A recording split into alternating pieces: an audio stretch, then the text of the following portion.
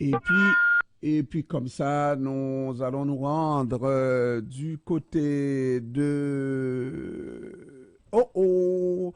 Nous avons avec nous un chef de police, le chef de police de la ville de Montréal, qui est en visuel avec nous, Fadi Daguerre, directeur du SPVM, chef de police de la ville de Montréal. Comment ça va, Monsieur Daguerre? Est-ce que je peux t'appeler ça Ernest? C'est Jean-Ernest, oui, c'est lui-même, Monsieur Daguerre.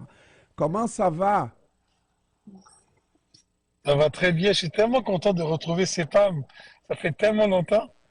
Vous savez que j'ai demandé, lorsque vous faisiez des miracles à Longueuil, j'ai demandé à demande après demande pour avoir mon chef de police, n'est-ce Sérieux? pas? Oui, puis ça n'est jamais parvenu jusqu'à vous, mais enfin, aujourd'hui, vous êtes encore à On est là. Montréal. On est là maintenant. Et vous êtes en Oui, train de mettre vraiment les choses au clair, Monsieur Daguerre. oui, de plus en plus. Écoutez, depuis mon arrivée, nos intentions, c'est vraiment de. On a développé tout récemment, on a annoncé tout récemment nos trois orientations. Et je vais être franc avec vous. La toute première orientation qui a été annoncée médiatiquement, ça a été la première, c'est le SPVM veut se mériter le lien de confiance avec la population.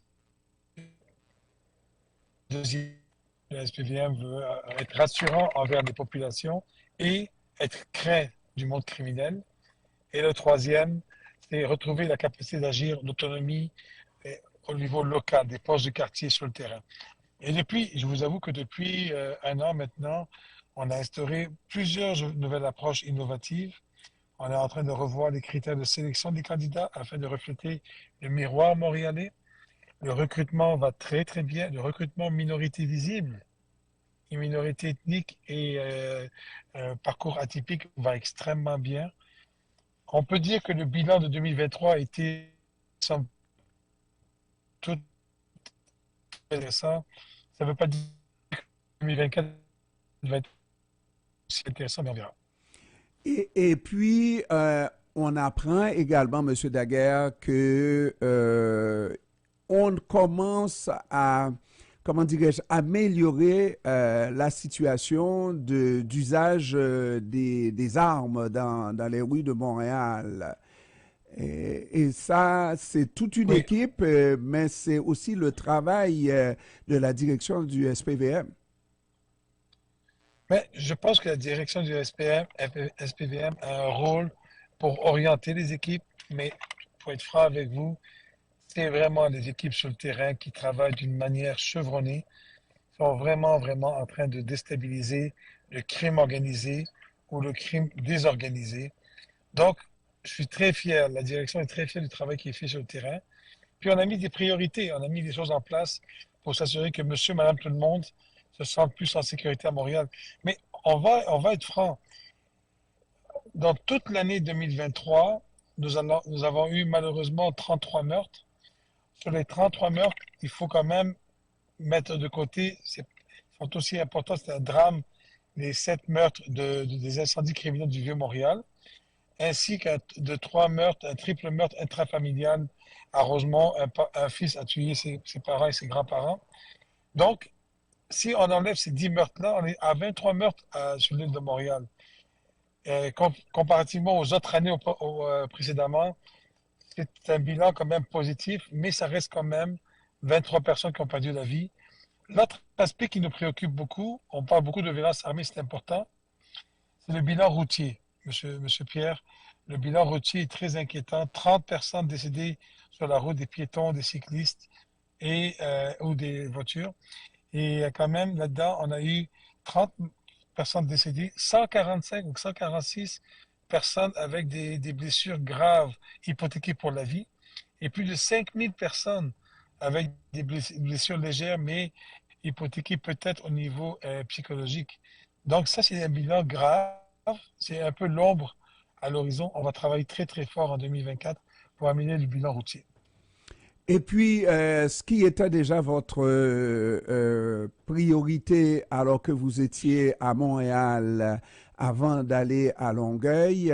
Oui, le recrutement de plus en plus de membres des communautés ethniques, de sorte que ces communautés se retrouvent au sein de la police de Montréal. Au moment où on se parle, la police n'est pas tout à fait représentative de la société montréalaise, la nouvelle société. Comment vous allez accélérer, comment vous allez faire pour obtenir des résultats de ce côté-là? Mais de ce côté-là, déjà, les résultats sont au rendez-vous. Euh, Depuis toujours au SPVM, nous avions 26 postes pour des candidats provenant des minorités visibles, ethniques ou autres. En 2023, nous avons négocié très fort avec le gouvernement du Québec, le ministère de la Sécurité publique, qui nous a permis d'avoir 131 postes. Sur les 131 postes, on a réussi à avoir 113 candidats qui rentrent à Montréal. Là-dessus, plus de 65 ou 66 minorités visibles.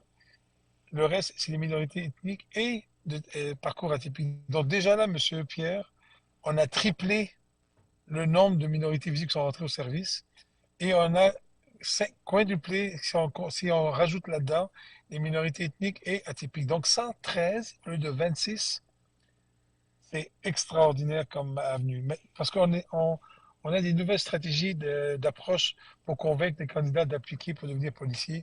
On essaie de convaincre aussi leur entourage, eux et leur entourage, et de démystifier le travail policier en faisant des projets d'inclusion, des projets d'intégration de la communauté. Et ça fonctionne. Mais merci beaucoup aux familles, merci beaucoup aux groupes communautaires, merci aux radios communautaires comme la vôtre, qui nous permet de passer les messages aux communautés et dire, écoutez, vous pouvez décider de rester à distance de nous, on peut garder nos deux solitudes, mais sous ma gouverne, je veux vraiment rapprocher les deux solitudes ensemble pour qu'on devienne une communauté, un village.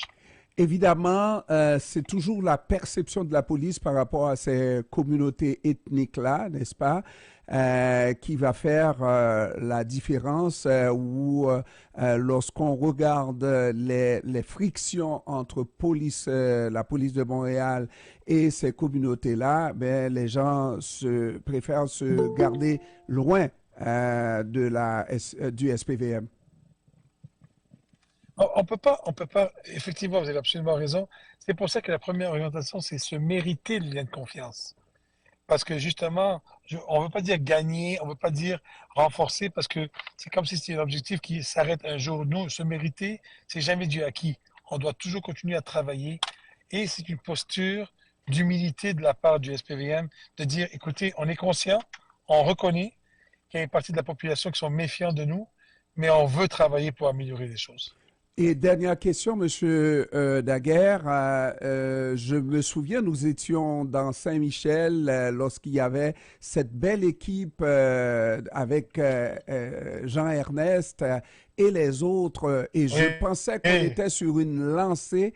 Et malheureusement, après, on a perdu cette lancée-là, justement, cette énergie-là pour aller recruter des gens compétents dans les communautés noires. je pense que vous avez raison. On a perdu plusieurs années. Il y a un gap important. C'est tellement regrettable. Mais je suis très confiant qu'on va retrouver les années du SPVM, les lettres de noblesse en termes de diversité. Et dites-vous une chose. On recrutait par année environ 4 à 5% de diversité. En 2023, on a recruté plus de 20% de la diversité. Donc, on a fait une bonne lancée. Fadi Daguerre, chef de police de la ville de Montréal. Monsieur Daguerre, la prochaine fois, en été, je sais que En vous devez personne. prendre des vacances en personne, en studio. Vous êtes chez vous, vous le savez. Hein? Oui, je Merci. sais. Merci beaucoup, Monsieur Pierre. Merci. Merci. Au revoir. Au revoir.